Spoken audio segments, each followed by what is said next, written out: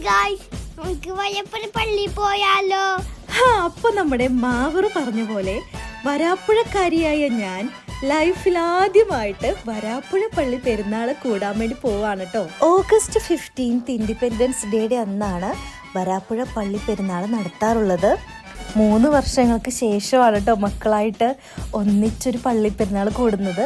അതുകൊണ്ട് തന്നെ ഞങ്ങൾ ഭയങ്കര ഹാപ്പി ആയിരുന്നു. പള്ളിയുടെ അടുത്തോട്ട് ചെന്നപ്പോഴെന്താ നല്ല അടിപൊളിയായിട്ടുള്ള ഡെക്കറേഷൻസ് ആയിരുന്നു അവിടെ. കണ്ടോ, 80ാം സ്വാതന്ത്ര്യ ദിന ആശംസകളുടെ ഡിസ്പ്ലേയും അല്ലാതെ തന്നെ ആ പരിസരത്ത് ഫുള്ള് ലൈറ്റ്സും ഭയങ്കര കളർഫുൾ ആയിരുന്നു കേട്ടോ. ഞങ്ങൾ കുറേ നേരം നിന്ന് ആ പള്ളിയുടെ ആ ഡിസ്പ്ലേ ഒക്കെ ഇങ്ങനെ നോക്കിയിരിക്കായിരുന്നു. ഞങ്ങൾ എത്തിയപ്പോഴേക്കും കുർബാന ഏകദേശം കഴിയാറായിട്ടുണ്ടായിരുന്നു. അതുകൊണ്ട് പള്ളിയുടെ അകത്തേക്ക് കയറിയില്ല. ശരിക്കും ഈ പള്ളി കാണാൻ ഭയങ്കര ബ്യൂട്ടിഫുൾ ആണ് കേട്ടോ.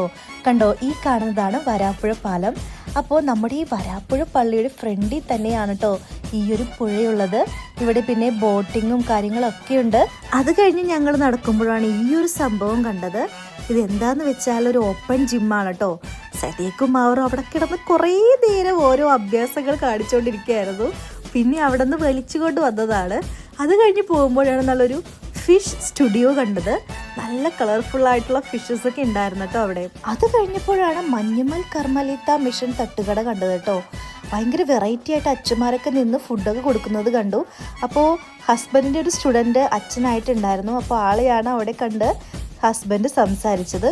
അത് കഴിഞ്ഞ് നമ്മുടെ സദീഖുനും മാവറൂനും ഐസ്ക്രീം വാങ്ങിച്ചു കൊടുത്തു.